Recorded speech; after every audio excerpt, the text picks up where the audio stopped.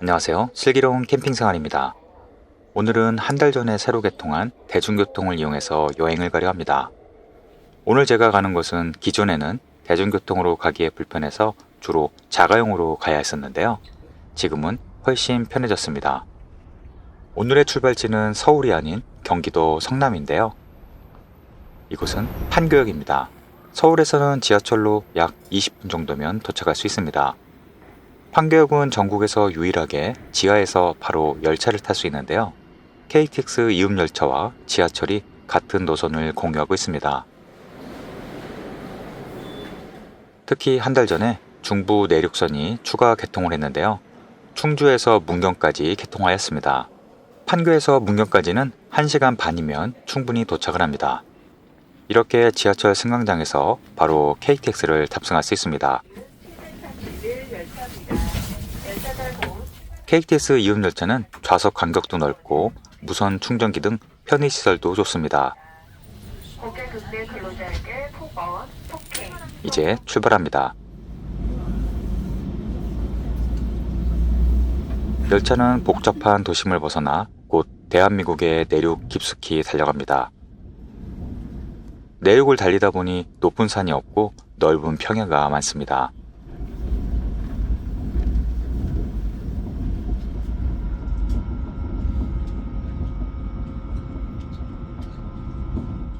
이 열차는 우리나라의 배꼽 밑이라는 충주까지 1시간도 걸리지 않습니다.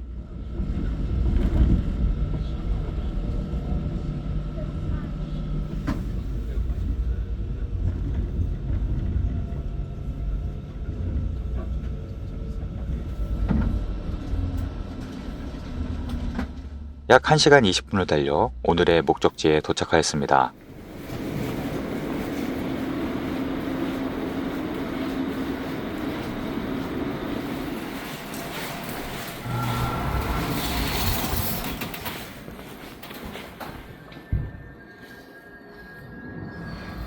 새로 개통한 역이라 아주 깔끔한데요.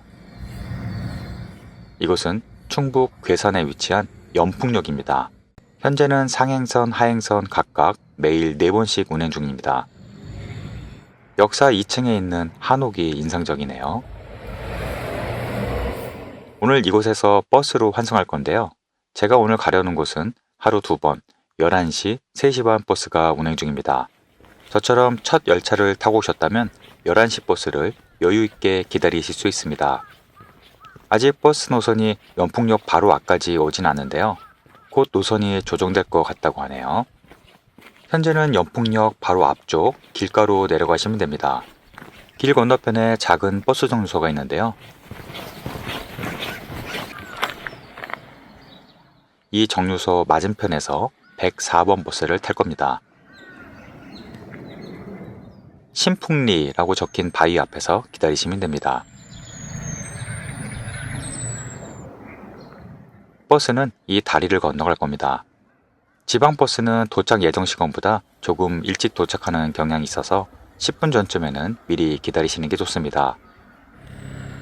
이렇게 보니 중부 내륙선은 높은 산을 관통하는 코스네요.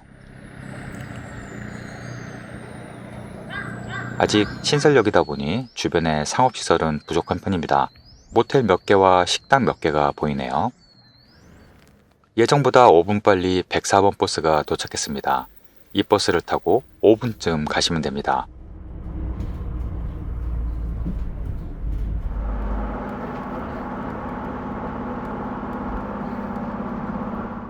이곳은 고사리 정류소입니다.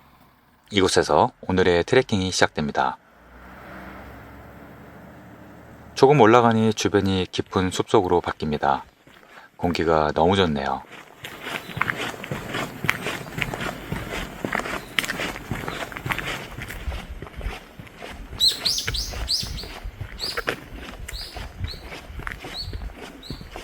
입구 근처에는 식당들이 꽤 많았는데요. 혹시 아침을 못 드신 분들은 이 근처에서 해결하고 출발하셔도 좋겠습니다.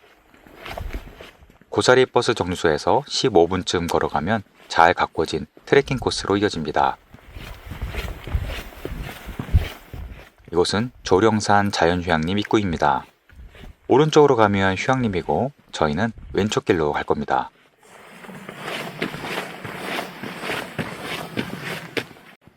여기서부터 연풍세제의 옛길이 시작됩니다.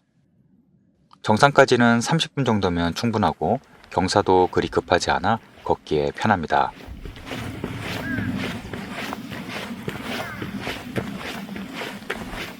오늘 휴일이지만 너무 조용하고 고즈넉한데요. 아직 대중교통 여행 코스로는 많이 알려지지 않아서입니다. 첫 번째 갈림길에서 오른쪽 차단봉 방향으로 가시면 됩니다. 차량 통행이 불가능해서 걷기에는 최적입니다.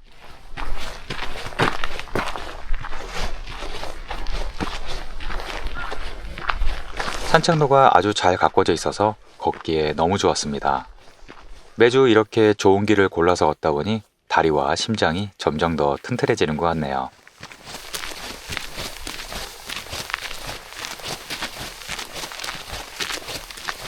곳곳에 전망대와 쉼터도 잘 되어 있습니다.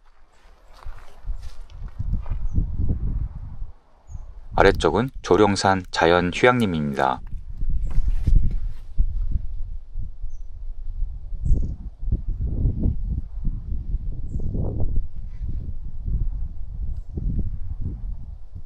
정상까지 가는 길에 다른 방문객은 몇 분 못 봤는데요. 주로 휴양림 투숙 고객들만 이용하는 것 같습니다.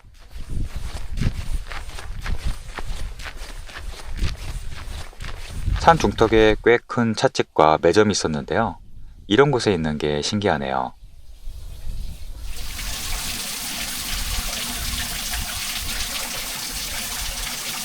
길 주변으로 등산로도 많아서 등산객들이 더 많이 지나다니시네요.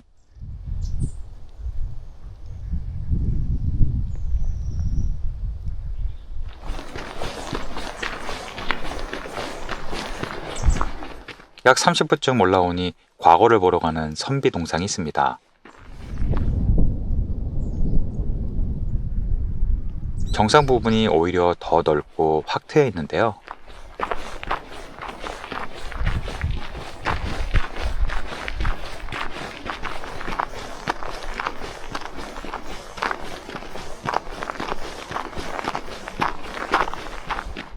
이곳에서부터 문경세제의 과거길로 이어집니다. 이 길은 한국의 아름다운 길 백선에 뽑힌 길이기도 합니다. 정상에는 영남 제3관문인 조령관이 있습니다. 과거 한양과 영남 지방을 이어주는 가장 중요한 고갯길과 관문입니다. 한양으로 과거를 보러 가는 선비들은 모두 이 길을 걸어서 갔다고 하네요. 여기서부터는 계속 내리막길로 내려가는데요. 문경세제길이라고도 부릅니다. 반대편 문경에서 올라오신다면 약 2시간 정도 소요되는데요. 연풍 쪽에서 올라오면 30분 정도 걸리니 훨씬 쉬운 코스입니다.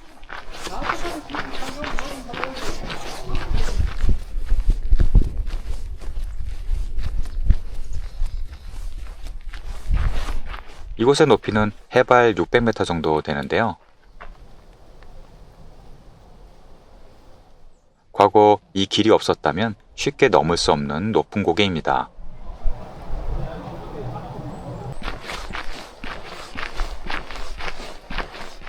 이 근처가 낙동강의 발원지라고 하는데요.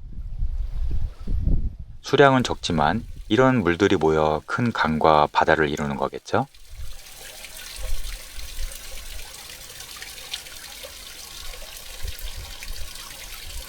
쉼터도 너무 잘 되어 있어서 언제든 원하면 쉬었다 갈 수 있습니다.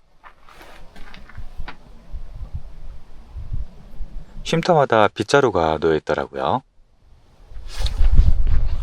긴 내리막길이라 부담 없이 걷기 좋았습니다.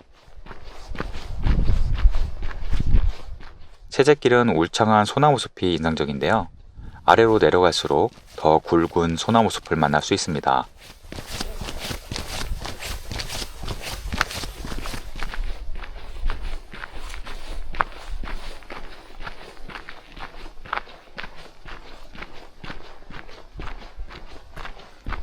중간중간 휴게소도 있는데요.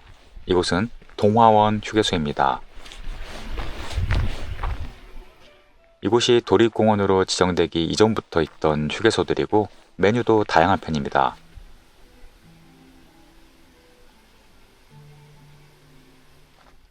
추운 겨울이지만 푸른 이끼들까지 이기지 못했나 봅니다.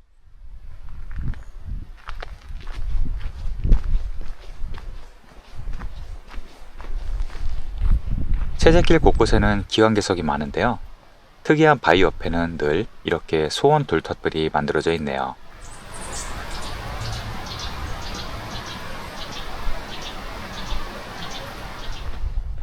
곳곳에 거대한 소나무와 울창한 숲이 있어 언제든 쉬었다 갈 수 있습니다.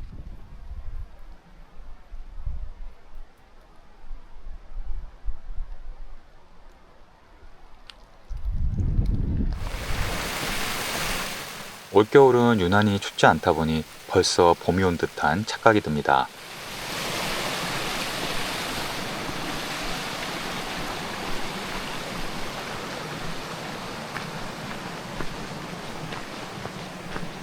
이곳은 한국 전통 통나무집인 귀틀집 터입니다. 귀틀집은 통나무를 우물처럼 쌓아 올리고 나무 사이를 황토로 메운 집입니다.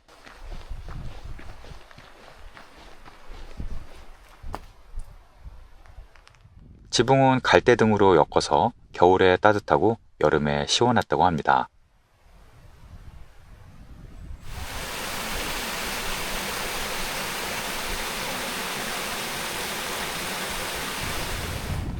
조곡약수터를 지나면 세제길에 만남의 광정이 나타납니다. 많은 분들이 이곳에서 점심 도시락을 드시며 쉬었다 가는 곳입니다. 이곳에 제2관문인 조곡관이 있습니다. 세제길은 새도 날아서 넘기 힘들다고 했는데요. 그래서 새와 관련된 이름이 많습니다.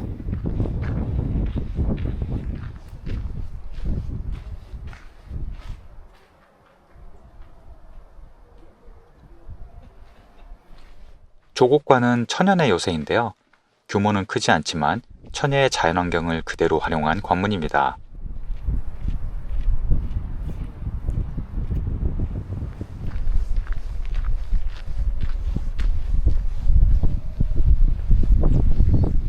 관문 앞에는 깊은 계곡이 있고 하나뿐인 다리를 건너지 않으면 넘어오기 쉽지 않습니다. 관문 왼쪽으로는 높은 절벽이라 넘어갈 수 없고요.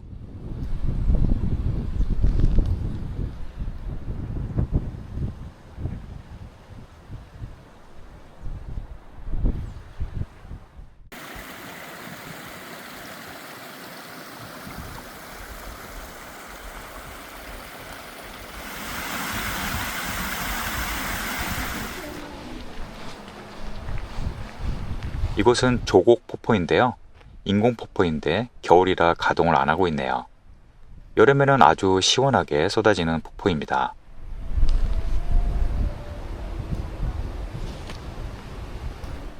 아래쪽으로 내려오면 절벽 옆으로 길이 이어집니다.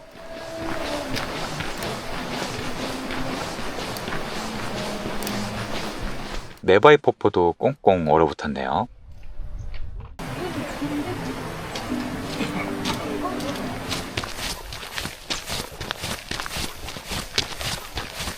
이 비석은 국내 유일 한글 비석인데요. 영조 정조 때 만든 한글 비석이라고 전해집니다. 예나 지금이나 산불은 항상 조심해야겠죠? 이곳은 수많은 소원 돌탑이 있는 돌탑길입니다. 역사가 깊은 옛길이라서 수많은 사람들의 소원이 겹겹이 쌓여 있네요.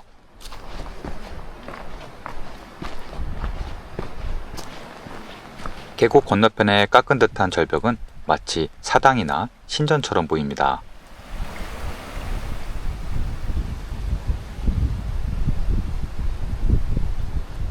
세제길 2관문까지는 전동차가 하루 4번 운행 중입니다. 걷기 힘든 분들은 전동차를 이용하시면 좋겠네요. 아주 큰 바위와 용소가 보이는데요. 이곳은 꾸구리 바위입니다. 꾸구리는 물고기의 천 종류인데요. 바위 아래 엄청 큰 꾸구리가 살고 있었고 여자들이 지나가면 저 큰 바위를 움직여서 놀라게 했다는 전설이 전해집니다. 바로 아래 드라마 궁예 촬영지가 있는데요. 드라마에서 궁 동해가 최후를 맞이했던 바위가 바로 이곳입니다.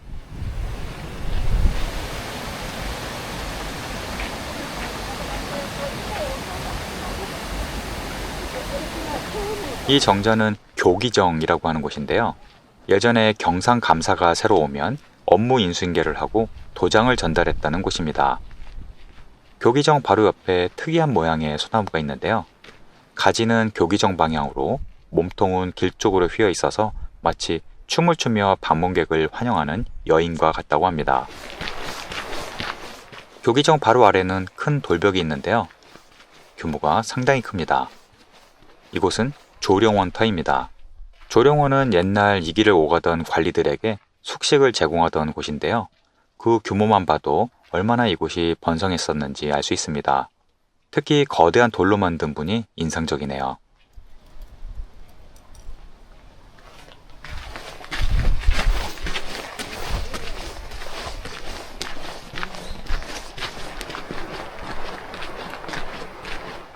이 특이한 모양의 바위는 지름틀 바위라고 합니다. 자연이 빚은 놀라운 조각상인데요. 기름을 짜는 틀인 지름틀과 닮았다고 해서 붙은 이름입니다. 정말 신기하게 생겼죠?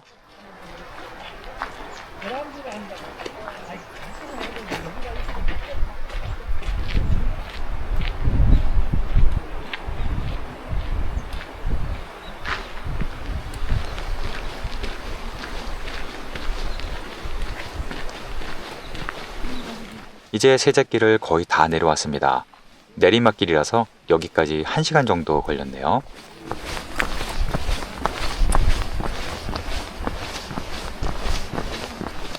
이곳은 영화 드라마 세트장인데요.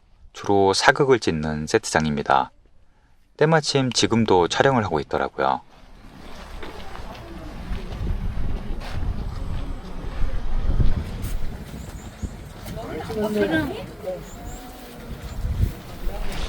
이 비석들은 과거에 이 지역 관리들의 공적을 기리는 비석들입니다.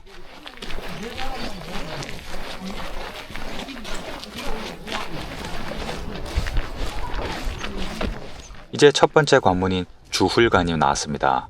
가장 규모가 큰 첫 번째 관문인데요. 수천 평의 넓은 광장을 껴안고 있는 모습입니다. 나는 지금 가는 데가 농협 쪽에 65번이거든.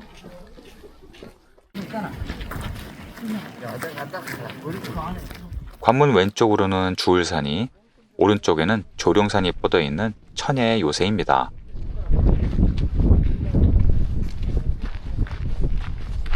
수천 평의 잔디밭에는 다양한 포토스팟이 추가돼서 사진 찍기 좋은 곳입니다.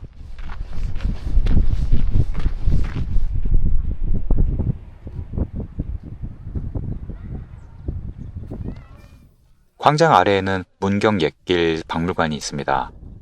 시간이 되시면 이것도 보시면 좋겠죠?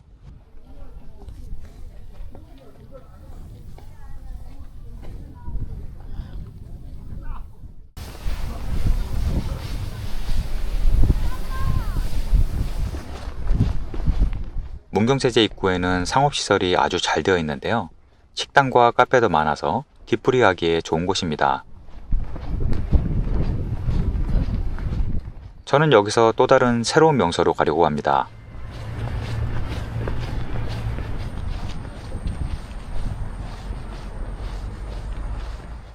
주차장 끝까지 가시면 세제 버스 정류소가 있습니다.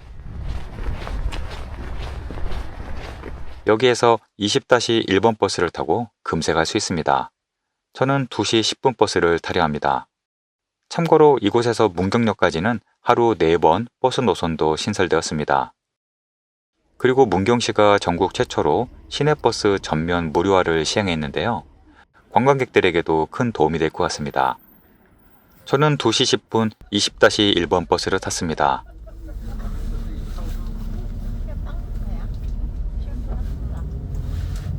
이 버스는 문경 시외버스 터미널도 경유하는데요. 만약 버스를 타고 돌아가실 분들은 여기에서 타시면 됩니다. 버스로 10분 정도 가시면 되는데요. 이곳은 문경온천 정류소입니다. 문경온천은 2001년도에 개장하였고 칼슘 중탄산청과 알칼리성 온천을 한 곳에서 즐길 수 있어서 유명합니다.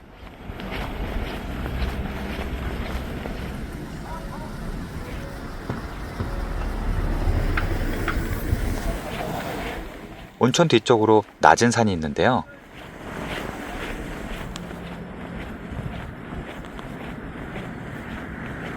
그 앞으로 조령천이 흐릅니다. 조령천은 봄에는 벚꽃길로도 유명한데요. 유유히 흐르는 하천의 모습은 바라보기만 해도 푸근해집니다.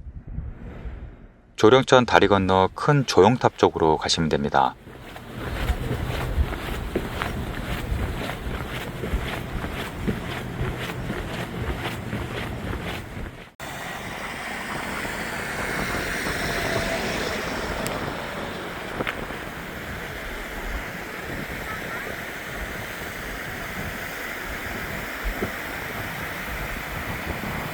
다리 건너에 2층 건물이 하나 있었는데요. 이곳은 방송인 백종원 씨의 음식연구소라고 하네요. 조형탑 뒤쪽으로 산으로 올라가는 계단이 있습니다. 초반에 제법 가파른데요. 최단 거리로 정상까지 올라갑니다.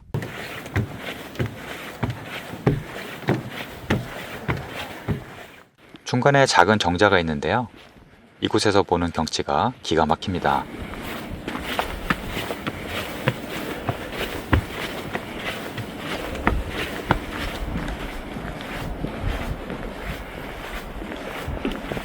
저 멀리 주울산과 조룡산을 배경으로 펼쳐진 문경 온천거리가 보입니다. 왼쪽 산 아래에는 새로 생긴 문경역이 보이네요.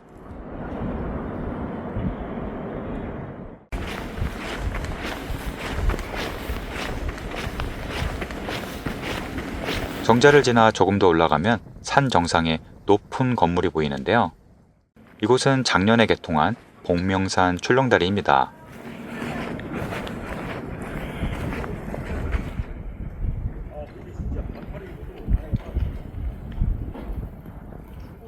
이 출렁다리는 건물 10층 높이인 약 33m 높이이고 길이는 160m입니다. 출렁다리로 가려면 3층 높이의 건물을 걸어 올라가야 하는데요. 마치 워터파크에서 워터슬라이드를 타러 올라가는 기분입니다.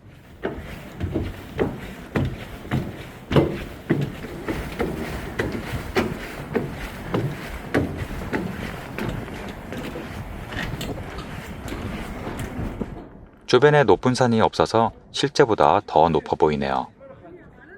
실제로 보면 더욱 아찔합니다.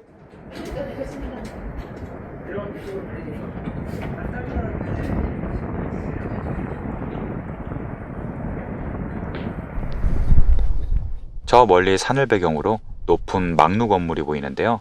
정말 이국적으로 보이네요.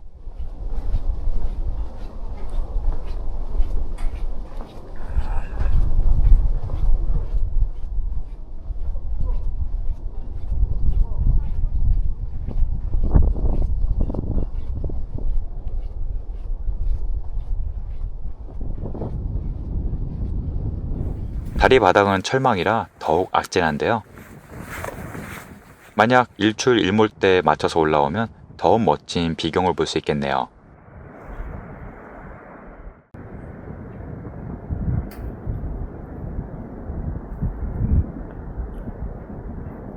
다리 한가운데는 강화 유리로 된 전망대도 있습니다.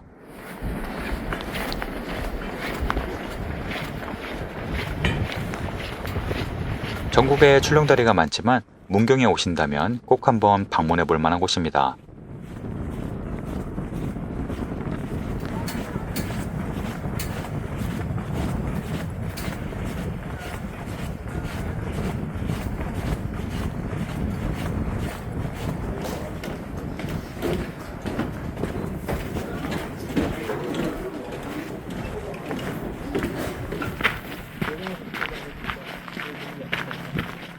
이제 다시 조룡천으로 내려왔습니다.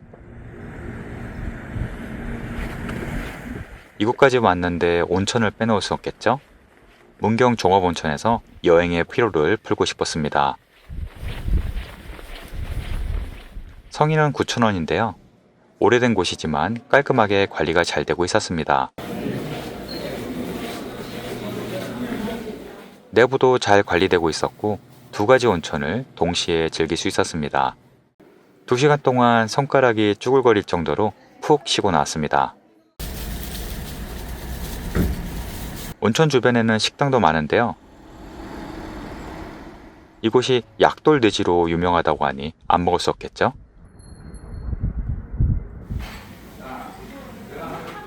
온천욕을 하고 난 후 푸짐하게 차려진 한상을 보니 식욕이 절로 났습니다. 막걸리도 한 병 시켰고요.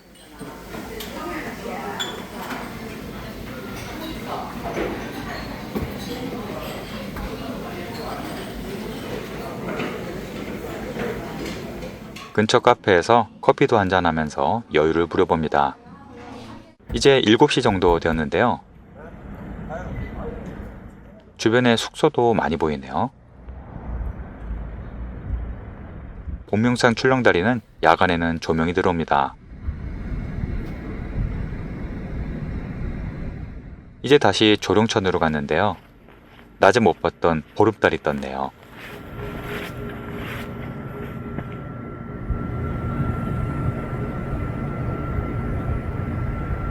조룡천을 따라 쭉 걸어가시면 됩니다.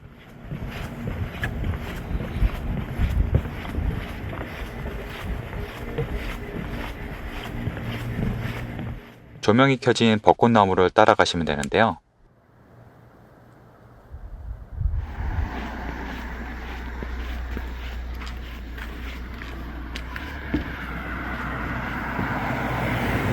길 건너에 새로 생긴 문경역이 보입니다. 저는 걸어서 약 20분 만에 역에 도착했는데요. 택시를 타시면 5분도 걸리지 않습니다. 문경역에서 판교까지는 하루 4번 KTX 이음열차가 운행 중입니다. 마지막 열차 시간은 저녁 7시 35분입니다. 오늘 코스는 새로 생긴 기차역 2개를 연결한 트레킹 코스인데요. 멋진 트레킹 코스와 관광 명소 그리고 온천까지 즐길 수 있었습니다. 여행 계획에 도움이 되셨길 바랍니다. 오늘도 시청해 주셔서 감사합니다.